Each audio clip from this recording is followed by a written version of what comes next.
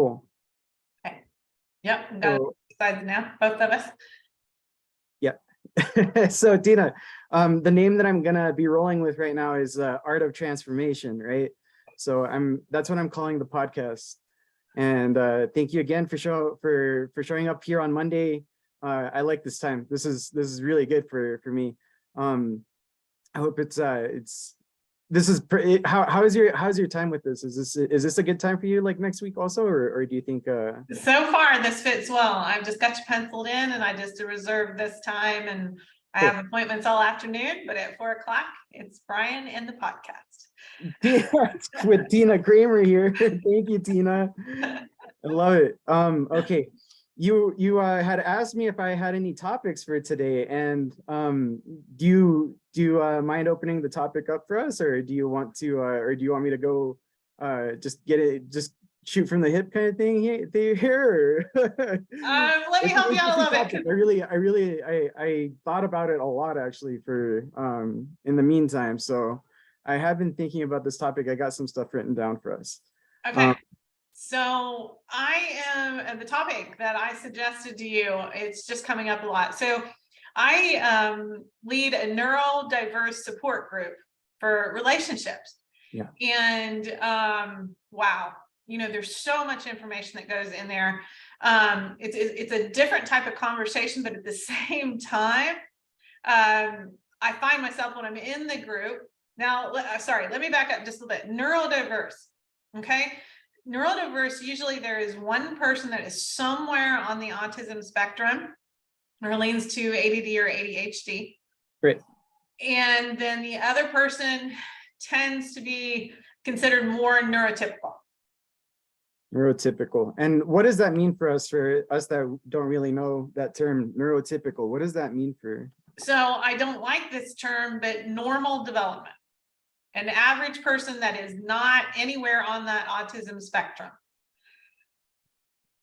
Now, in my personal opinion, if you're in a neurodiverse relationship, you're somewhere on the spectrum. You're somewhere in that neurodiversity. But I've had conversations with friends, of course, in the support group, and we've been talking about the fact what men think women are and what women think men are.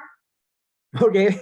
No, it's a fascinating topic, because I feel like in el cuarto camino, in the fourth path, the way that it's described for us is that if we spend too much time thinking of what other people think of us, it's a loss of energy, essentially.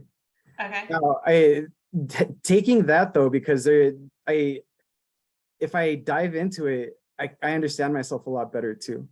Right, like after writing some of these ideas down, where they come from, and how is it that it could take a lot of your time away if you think about it, if you overthink about it, right? Well, and what's so interesting to me is, like, most people have got it totally wrong, and I'm gonna be really blunt here. Okay.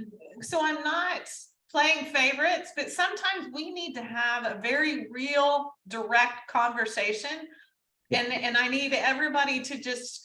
I'm not stepping on toes. I'm not blaming anybody. The truth of the matter is we're all victims of ignorance. Yeah, exactly. Yes. And it's a lack of understanding. And so oftentimes the guys, they make the mistake of thinking the woman is basically a curvier version of a man. Oh man. Okay. All right. Definitely. But then women make the same mistake. They think that the men are a straighter version of a woman, and that a man comes with all the emotions, and he comes with all the feelings and the access to his emotions, and we're not. We're very different. All the while, in a lot of ways, very much the same. Yeah. It's I was gonna say that my biggest lessons have come from women. They have, and all the different types of women that have empowered me in my life.